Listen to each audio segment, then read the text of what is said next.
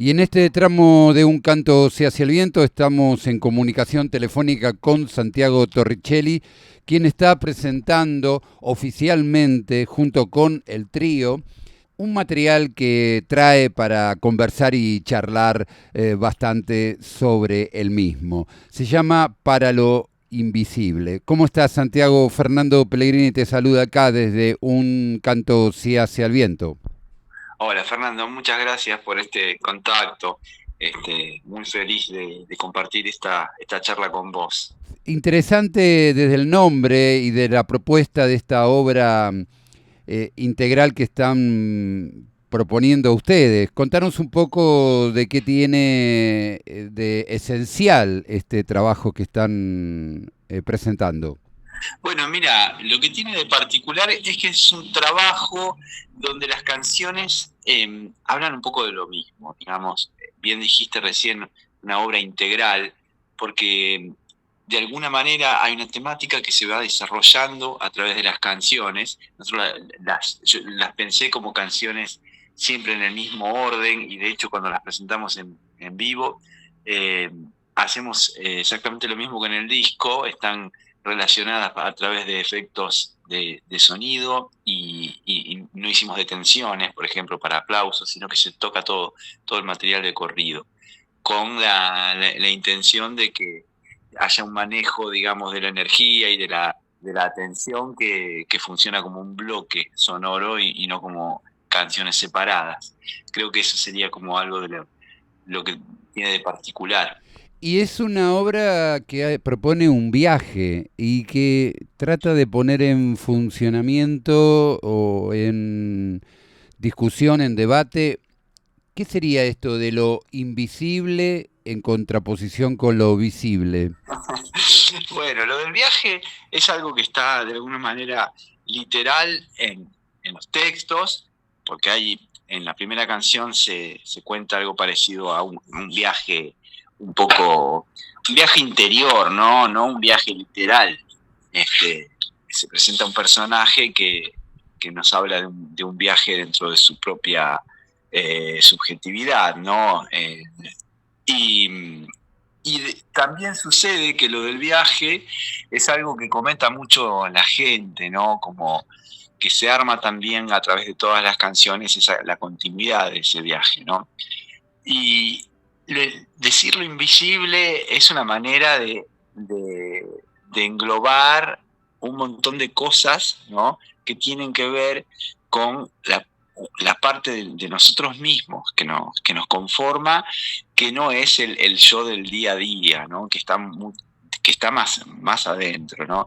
Y eso comprende, por supuesto, el mundo de la imaginación, ¿no? Ante todo. Entonces los personajes de esta historia, de este viaje, a veces hablan de los recuerdos, a veces hablan de la imaginación, a veces hablan sencillamente de lo que sería meterse dentro del alma. eh, y bueno, encontré esa palabra, lo invisible, como para hablar de todas esas cosas. Ahora, eso que es lo tangible, lo visible, no funciona como tapón para tapar lo invisible, es lo que cuesta sacar lo invisible. Sí, puede ser, porque en realidad para ser más, por supuesto, aclaro, todo esto es una visión absolutamente subjetiva, y que cada cual puede hacer su lectura, pero bueno, la obra va más o menos por ahí. Y lo que decís, tal cual, porque en realidad eh, yo diría que de lo que tratan las canciones es de la relación de nosotros en el mundo de la vigilia, por así decirlo, con ese mundo invisible, cómo nos relacionamos, digamos, con lo que no podemos racionalizar de alguna manera, ¿no? Y es algo que a mí me da vuelta siempre, por eso las canciones, en algún momento yo noté que varias canciones iban por esa temática, y por eso la idea de hacer una obra integral, ¿no?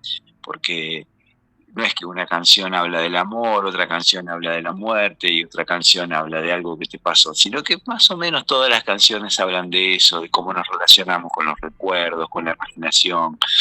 Y, y bueno, salió esta obra integral y la verdad que es muy lindo tocarla así de corrido y meterse en todo ese mundo, ¿no? Es también viajar un poquito. Y en lo que respecta a la música, hay también un entramado, porque por un lado está el piano y el violonchelo, que es la música más académica, pero por otro lado esta cuestión letrística nos acerca más a lo popular, a la canción. Y también esa idea de representar, de performance, que viene desde lo popular, ¿no es cierto? De representar esa oralidad, esos sueños, esas vivencias, eso visible e invisible. Como soy un músico que yo también pertenezco al mundo de la música académica, porque, bueno, yo estoy activo como pianista de música clásica y además doy clases en la universidad, doy piano y doy música de cámara. El mundo de la música académica, o llamémosle de la música escrita, en contraposición a lo que sería la música oral, porque es un tema así un poco que siempre está esa pregunta de cuánto hay de académico, cuánto hay de popular en esto. No son preguntas que yo me haga al escribir, digamos. Cuando yo escribo, hay un diálogo, pero casi que decide por derecho propio qué es lo que luego se va a asociar con la música popular o lo que de repente va a sonar más académico. Hay cosas que están sumamente pautadas y escritas, y hay cosas que tienen cierta espontaneidad y hay cierto lugar para la improvisación, pero yo no me hago esa pregunta, digamos, si los textos son más académicos o no. No lo tengo claro, en realidad. Como que yo soy esto que de alguna manera es bastante un acopio de información popular, académica o lo que sea, y hice esta bajada, digamos. Hay algunas canciones que sí, que claramente reflejan un mundo más relacionado a la música popular argentina, ¿no? Como es la canción Ay Lunita. Después hay otra canción que refleja más, tiene como un guiño a la música española, ¿no? Que es Ritual. Y después hay otras canciones que están más cerca de Ravel que del Cuchillo y Sabón, seguramente. Pero es algo que yo hago intuitivamente, digamos, que no es que me propongo hacer una canción con determinada influencia u otra, ¿no? Y lo mismo con los textos. Con respecto a esto de la formación en trío, bueno, ¿quiénes te acompañan y por qué la voz y el violonchelo como acompañamiento, como sumar a el piano? Me acompaña Flor Bobadilla Oliva, que es una cantante muy, muy especial, muy profunda, con una conexión con la palabra realmente muy especial, Flor Bobadilla Oliva. Y en el cello, Titi Chiapero, que es una chelista y amiga extraordinaria. Y esta formación es estrictamente una formación camarística. Eso quiere decir que es una formación donde los tres instrumentos, piano, cello y voz, tienen un diálogo donde no existen las jerarquías, digamos, musicales, sino que los tres instrumentos cumplen una función, un rol, y están al servicio del texto, ¿no? Pero no está concebido como un arreglo, digamos, que existe la canción con un cifrado armónico y luego se hizo un arreglo. No está concebido de esa manera, sino que está concebido como una obra para el trío, digamos. Y bueno, es una formación donde yo me siento muy cómodo. Te decía recién, yo soy profe de música de cámara y estoy muy, muy en relación con este tipo de música. Y elegí ese formato, nada, por cuestiones tímbricas que a mí me gustan, digamos. Y a ese trío, para esta obra que se llama Para lo Invisible, se le suman también otras personas que trabajan desde otros costados, de lo coreográfico, también desde la puesta al aire con la puesta en vivo, con efectos sonoros. Contanos un poco cómo es esa interacción entre la música y ustedes que tocan los instrumentos y los que vienen a sumar a esta obra integral. Nosotros ahora, el pasado 31 de octubre, hicimos la presentación oficial del disco, que se puede escuchar en Spotify o en YouTube, el disco en trío. Y en esa versión que hicimos no incluimos la parte coreográfica, ¿no? Porque hay que aclararlo esto porque algunas personas se puede generar alguna confusión. Para lo Invisible, cuando lo estrenamos en 2024, se estrenó como una obra de danza y música. Estamos nosotros los tres músicos en escena y conviven en la escena tres bailarinas, ¿no? Que son Carla Rímola, Laura Figueiras y Carmela Rodríguez, ¿no? Y bueno, eso surgió porque en algún ensayo con Flor Bahía estábamos charlando sobre la posibilidad de invitar a alguna bailarina que tuviera una intervención, ¿no? Lo hicimos, invitamos a una bailarina y finalmente en la parte coreográfica se empezó a desarrollar y a tomar lugar y empezó a crecer y claro, cuando nos quisimos dar cuenta ya teníamos una obra armada y la parte escénica ocupó tanto lugar como lo musical. Entonces lo presentamos en 2024 como una obra escénica con iluminación, vestuario, bailarines en escena y los músicos, ¿no? Después en marzo de este año también hicimos varias funciones en Portón de Sánchez en ese formato.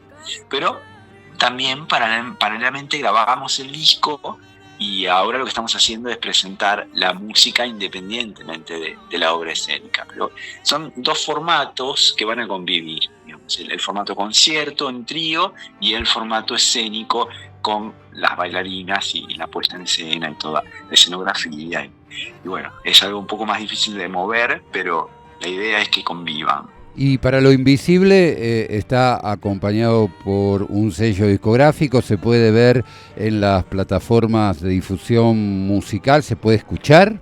Sí, para lo Invisible fue lanzado por Sagrada Medra, que es el disco del amor, que bueno, que sabemos que tiene la curaduría de Negro Aguirre y Luis Barabiero. Y bueno, nada, ellos amablemente aceptaron la propuesta de incluir este disco dentro del sello y bueno, ya hicimos la presentación en el programa de Sagrada que es La Hora Azul, donde se cuenta un poco cómo se grabó el disco y hablamos sobre el disco, sobre las canciones, y eso está también en YouTube. Y si no, ya te digo, el disco se escucha en Spotify o en YouTube. ¿Y cómo la gente lo tiene que buscar? Sí, mira, yo creo que la manera más fácil de ubicar el disco es poner el nombre del disco, que es Para lo Invisible, porque no hay otro que se llame así en Spotify, así que de esa manera lo van a encontrar con mucha facilidad. Y también información sobre el disco o los conciertos lo pueden encontrar en Instagram con el mismo nombre, con Para lo Invisible, porque tenemos una página que es oficial del disco y de la obra, donde vamos subiendo fotografías y vamos subiendo la información. Pero por supuesto también están invitados a seguirnos en nuestras redes sociales, Santiago Torricelli, Flor Bobadilla Oliva o Titi Chiapero, que ahí vamos también compartiendo toda la información porque son perfiles profesionales, pero viste, siempre es más fácil ubicar por el nombre del disco, que es más recordable, ¿no? Que por ahí surge alguna duda con la ortografía de mi apellido y es más difícil.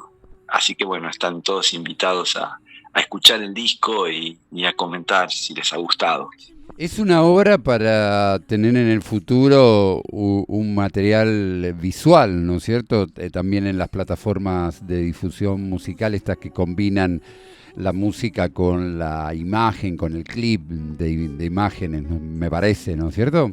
Totalmente, porque de hecho, como te decía al comienzo, involuntariamente, este disco se transformó en una obra de danza, después un disco, y se fue armando como un familión alrededor del material, y también tenemos una producción de fotografías que realizó Javier Pérez Bassi, que fuimos compartiendo algunas, no todas, y eso es un material que está en proceso. La intención es, en cuanto se pueda, editarlo en un pequeño libro que va a ser el soporte físico del disco, digamos. Javier hizo unas fotografías basándose un poco en el imaginario visual de la obra de danza, y también tomando algunos elementos de las poesías, y bueno, nos copamos un montón y hicimos una producción de fotografías con Carmela Rodríguez, que es una de las bailarinas, una pequeña bailarina, una niña, y algunas están en la página de mía o en la página del disco, y ya se pueden visualizar. Pero como te decía, eso es un work in progress, y posiblemente el año que viene ya tengamos una edición física de ese material. Es como que va tomando diferentes facetas, y siempre hay interés y amor alrededor de eso, con lo cual estoy completamente abierto y agradecido a todo lo que pueda sumar sentido, digamos, a esta música. Sí, hay que comentarle a la gente que es una obra integral musical, que hay que escucharla con tiempo y con ganas de apreciar la excelencia artística que se presenta en diferentes aspectos de lo artístico, y que bueno, les recomendamos que pongan ahí en las redes de plataforma de difusión musical para lo invisible, y así se hace visible lo invisible. La gente lo hace, ¿no es cierto, Santiago? Y que visualice lo que su corazón y su mente le mande, que siempre está bien. Y bien decís, la invitación es a escuchar el disco de manera continua, porque yo creo que hay una que se aprecia mejor, porque entre las primeras canciones y las últimas hay una relación temática, musical, hay fragmentos de musicales que se repiten, que están citados entre una canción y la otra. Entonces, con una escucha continua, eso se puede apreciar. En cambio, cuando se escuchan las canciones por separado, por ahí eso se pierde. Lo que no quita, por supuesto, que no se puedan escuchar las canciones por separado, porque de hecho Spotify ya de entrada fracciona y pone adelante las canciones populares en un orden que no sabemos cómo llega a eso, y mi invitación es que vayan al link del disco y escuchar las canciones en el orden que fueron grabadas. Pero bueno, son escuchas posibles. Aparte, es parte de dar visibilidad a lo invisible, justamente estos algoritmos que proponen estas lógicas que no son por ahí lo que la gente quisiera o lo que el artista quisiera. Entonces ahí me parece que es importante, para vencer esos algoritmos, escucharlo de forma integral como vos estás hablando. Sí, totalmente. Hoy en día parece mentira, pero hacer un disco y que habla del alma humana es algo que como si fuera contracultural, ¿no? Porque bueno, las reglas del mercado tienen intereses en otros lugares, pero yo creo que siempre hay mucha gente que está interesada y que puede sensibilizarse con un material como este, y estamos recibiendo muchísimo cariño alrededor de esto, y bueno, fue mucha gente en la presentación, y estamos contentos con lo que se está moviendo alrededor del disco, y bueno, a veces hay que adaptarse a las reglas del juego, ¿no? Uno a veces peca de romántico y preferiría tener un disco de vinilo con una imagen hermosa y poder tenerlo en mis manos. Pero bueno, hoy en día toca esto. la música se difunde por plataformas digitales y nos sometemos a los caprichos de los algoritmos. Y de todas maneras, algo o mucho podemos transmitir, ¿no?, a través de todas esas plataformas. Te agradecemos muchísimo, Santiago, este tiempo por habernos hablado de este material para lo invisible, que les recomendamos que lo escuchen y que puedan apreciar esta obra integral hilada con canciones y melodías instrumentales que nos invitan al sueño, a soñar. Muchísimas gracias a vos por este espacio, por tu charla tan amena, y quiero también agradecer a Flor Meluso, que ha hecho un trabajo excelente de comunicación y bueno, me ha ayudado muchísimo a llegar a más personas, que es la idea, ¿no?, que todo el mundo pueda escucharlo y sensibilizarse y bueno, si se puede emocionar a alguien, uno ya está hecho. Muchísimas gracias por tu espacio.